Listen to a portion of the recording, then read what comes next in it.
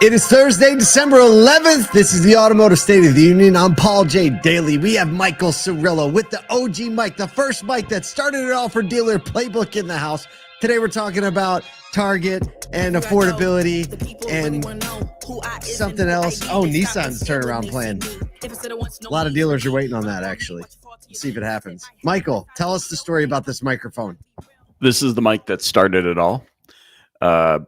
When this mic first came out, guys, it was $54. You got to keep it really close to your. Adjusted for inflation, it is now a $1,000 microphone. Yeah, it was $54.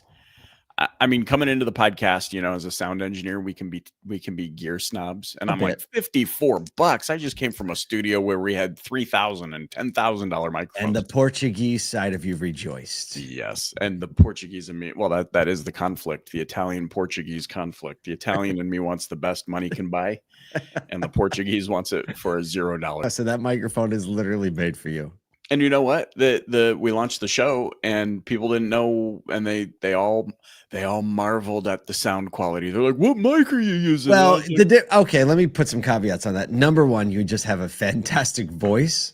Number two, it's like you can give a guitar to anybody, but some people, like, you can give a $100 guitar to John Mayer and he's going to make it sound awesome. And you probably tweaked this signal a little bit too, didn't you? Run through a little bit of something. This is a direct USB right into the laptop. No nothing. Oh, that's US. It's not even XLR right now. All right, we're losing all the non-tech people. But hey, we have a few amazing things that are happening. We released our exclusive interview with Ryan Decker of Scout yesterday. It dropped now. It is on, where's it mostly, Nathan? YouTube channel is the place to get it. We're going to drop it on LinkedIn too, the full version. You can go to YouTube, you can go to ASOTube. Actually, the best place to go is asotu.be. ASOTube, very cute. And you'll see it up there right toward the top. Or you could just search More Than Cars, Ryan Decker, or Scout. And we talked through a lot of the things that have been a topic of conversation, how to build brand, why they chose the model that they chose. And, this is kind of the first interview they've granted to someone inside the retail auto side. So we're super grateful for that. Hopefully they were able to talk about what they're doing. Hopefully we can learn a little something. And Kyle was saying this yesterday, like, really the thesis is always, what can we learn from the people doing progressive things? And how can we make dealerships the best place to be, right? It's just competition. How can we make the experience the best? So that's dropping today. We also had a webinar yesterday that you can still get.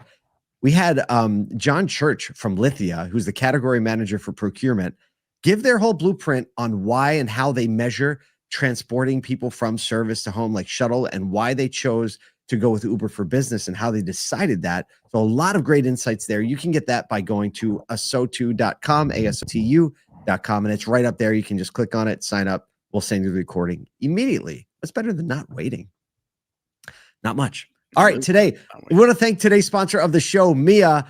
There's real money hiding behind all those missed calls, especially the weird late night ones. And Mia never misses them and makes sure it doesn't get awkward. She answers instantly, handles real customer questions, and books real appointments, even if the caller sounds like they might be whispering from a parking lot somewhere. She's managed over 1 million customer calls already, like a perfectly poised professional, generating millions in revenue and saving teams hundreds of thousands of hours. So it's Mia, because opportunity doesn't clock out. So why should your phones? Thank you so much, Mia, for helping us get the show on the road. Let's talk about some news. November brought a slight dip in overall new vehicle inventory, but the real headline for dealers is how quickly anything under $25,000 is evaporating from their lots and how quickly EV day supply is rising. Here's the breakdown. U.S. new vehicle inventory fell 1.6% to 3.09 million units. But days supply ticked up from 70 to 73. Now, the sub $25,000 vehicles are practically mythical. Get like not even 36 hours on a dealer lot. Like, we're going to have to start measuring this not in days, but in hours. So if it's under 25,000, it's spent under 36 hours on a dealer lot, while EV supply went from 107 days to 126 days. So we're now in 4-month territory. Hybrids sitting at a 60-day supply. ICE vehicles at 75 days. Minivans still the leanest day supply in ICE vehicles at 58 days. Toyota continues to run the tightest ship in the industry with 31-day supply. So You got any of those $25,000 cars laying around, Michael? No, but I'm starting a dealership now that just focuses on sub $25,000 cars. Yeah. You heard it here first, folks. If I see one of these pop up, I'm coming for you. You start a dealership, guys, that's like startercars.com, and you gear it towards, 16-year-olds first cars. You gear it towards, subword, like, and that's just it. And you carry like 10 cars at a time. You rip through them. You sell another 10. You rip through them. I've seen some really creative. So like that's an interesting concept for like a dealer group to start a separate brand. And some dealers do that and they go subprime and but we're talking about a price point here. There's some groups I've seen that have gotten very, very creative with this. Drivers Village up here in Syracuse has done that. And they used to talk about, back in the day, a lot of used vehicle supply came from rental cars, right? So you'd buy these off rentals and you'd supply with like late model stuff. But very few dealers were actually in what one of my mentors, his name's Lou Brego. He was the COO there for a while. He's like, very few dealers are willing to get in the used car business. And when he says that, high mileage, like quality reconditioning and providing value for maybe the third or fourth car in the garage or in the driveway, because like you just mentioned, you have kids that need cars, you need temporary, you need just get back and forth to work. They even went so far as to have a little warehouse where as cars came in and they would be able to, like, if they're going to wholesale a vehicle, they would actually start to harvest some things off of these cars that they would set aside. Tires that had good tread wear when they knew the lease turned in already placed tires, whatever it was, they would start to stockpile things. And then when a used car, how could they keep it under 25,000? Well, they have a used set of tires that still has, a year or two of life in them. They put those on there. So I think getting more creative in the used car business, if you're good at reconditioning, this is a real opportunity for you to like get your hands dirty a little bit more. And some dealers can pull this off, or take Michael's suggestion. I want to search that domain now and see if we can find it. I am .com rich in real estate. But I think the same adage always applies. If it was that easy, yeah, somebody would be doing it. Well, and what you're talking about reminds me of what we see in other retail sectors a lot. I mean, there's those, those companies that buy Costco overstock, or they buy, slightly older products that are still new in a box, or they were slightly used, and you can go in and it's a warehouse environment and you're like, oh yeah, they're so much cheaper. And that's what they do. They're just looking for the best, most sellable thing that they can sell to you at a discount. So it's a win-win for everybody. And I mean, who knows? I don't know that we've seen a lot of that in the automotive space. Obviously, there's lots of regulation and overhead and those sorts of things, but who knows where the future's coming. And I mean, sub 25,000 brings me right back to, 26 of those 30 dealerships we visited in Kazakhstan, where you're buying a brand new car for 14,000. Well, the challenges abound. Speaking of who knows. Stop. Segue. Time. Okay. I hope I say this name right. Christian Meunier isn't pulling punch-ins. Nissan has now been drifting for years, and he says the U.S. turnaround depends on sharper execution, sure dealer performance. Meunier says Nissan has no North Star, no vision, and no direction, prompting him to bring headquarters staff back in office 4 days a week to accelerate decisions and rebuild momentum. Wow, I didn't realize they were still out of office. That's definitely a part of the problem. U.S. sales have fallen 40% in a decade. Market share is down to 6.4%, and heavy discounting has trained shoppers to view Nissan as the cheap one. Nissan missed major product cycles, losing its early EV lead with the Leaf, delaying Frontier updates, killing the Xterra, and skipping U.S. hybrids while Toyota surged. His plan: add hybrids, starting with the Rogue, boost factory utilization, revive the Xterra, and rebuild dealer relations strained by thin margins and aging inventory. Nissan needs at least 7 to 8% retail share to support its 1,067 stores. And as a reminder, they are down to 6.4%. Christian, dealer council lead Mike Rezzi said Christian is the right man for the job. It's just a hard job. I mean, but Christian's going to be a guy we read about a lot when he pulls this thing around, or if he can pull this thing around. Absolutely. We talk about those comeback story, baby. Comeback stories. A setback is a setup for a comeback. That's right. That's right. I'm excited to see what Nissan does, because I've been looking at some of the product and some of it seems really great. And we know a lot of Nissan dealers. We know what these margin compression and what this product issues and just the leadership has done and the pressure it's put on dealers and dealership, especially in a time and an era when financing was a lot harder. Like, it doesn't help when your brand is struggling. You're trying to like pay for your real estate and finance your floor plan and your inventory. So we're all hoping that this is the beginning of a great turnaround, because Nissan can do it. The question is, will they do it? Without a doubt. Like, we had the whole More Than Cars team in Syracuse yesterday, and it's amazing what happens when people are in person, right? Our company is hybrid right now. We have a headquarters, so a good portion of people do come in every day, but we also have a good portion of remote workers. But when people are together, speaking face to face, eye to eye, things, conflict gets resolved faster. General work moves faster. More innovation happens, because typically you can't jump on a Zoom call and be like, hey, let's innovate something. It always happens in the in-between. So I think that's a first move right there. I can't believe my unsolicited advice, as our producer Nathan would say, is, hey, rugged, go rugged. The best Nissans were those rugged, like the Xterra, like to bring it back. Bring it back. Bring back the 2010 version of the Pathfinder and like modernize on that concept.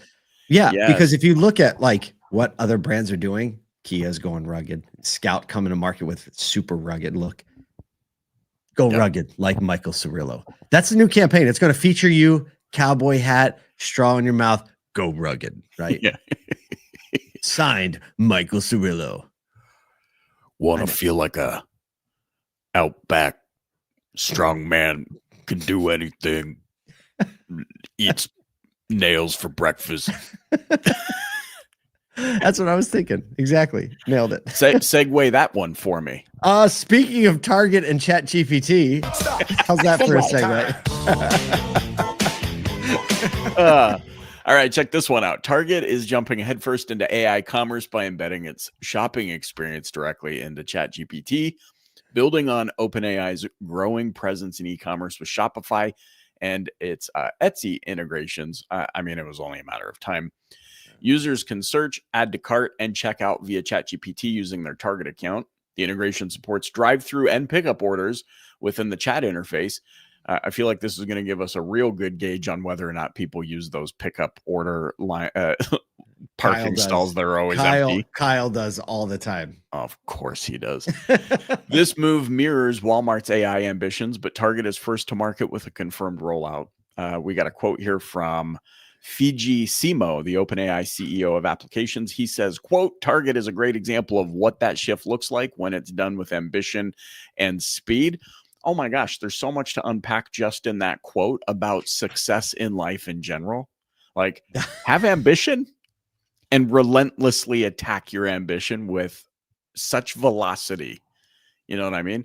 I think we're going to see more of this. I mean, I don't know if those that are paying attention, you're seeing the rollout of ads in new spots that you didn't used to see the rollout of ads. You look at the Uber app right now, there's slide ups while you're waiting. There's advertising in so many different places.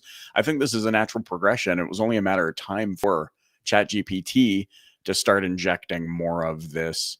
I don't know, what do you want to call it? Pay to play placement inside of their pay platform. to play. I think they just developed that. I wonder what the financial arrangement is. And when does it say this is going to come out? Because you figure if Target develops the integration and they work with OpenAI, there's really shared mutual value, because OpenAI, just like any platform, I want to make it so people have to never leave my platform. And if now they can shop at Target and do that within there, I think it brings a lot of value to OpenAI. And obviously it brings a lot of value to Target. So I wonder if there's any money changing hands. I would doubt it. I just opened ChatGPT 5.1 and I said, can you help me shop at Target via integration? Actually, I spelled it wrong. Integration. It says, yes, I can help with some limits. Here's what I can do for you at Target. Help you decide what to buy, compare brands, search Target's site for specific items and show price details and direct product links. Build a Target shopping list. Here's what I can't do. Directly connect you to your Target account. So I guess it's not launched yet. Let's see. Did it say when it was going to launch? Nathan, did you see that? I haven't seen. I can hold on. Let me just. They're just saying they did it. We've done it. We can't show you, but we've done it. Yeah, wait for NADA. That's what they said. The day we see Target and NADA. Users can search, add to cart, and check out via ChatGPT using their Target account. Well, the point is it's coming. And I mean, if I'm hedging my bets right now, this is where, as a dealer, if I'm looking at my ad budgets, I would also, okay, just follow me down this one for a minute. Okay. This is where I would start paying a little bit closer attention to Bing advertising. And I can't believe I'm giving this freebie away. When you look at still not too late, not too late. When you look at the integration of Bing, Microsoft ownership stake, OpenAI placements, opportunity to get in front of an audience searching in a slightly different way, I think there might be something coming down the gauntlet here in the near future where they might get preference. You heard it here first. You did say that. All right. Well, listen. Well, I didn't want to hit that button. I wanted to hit this button. Keep checking out. Let us know in the comments or just DM us if you figure out how to use ChatGPT and Target, because, we're just thinking about it. Until then, control the things you can control. Buy those cars under 25K, but take care of your people, please.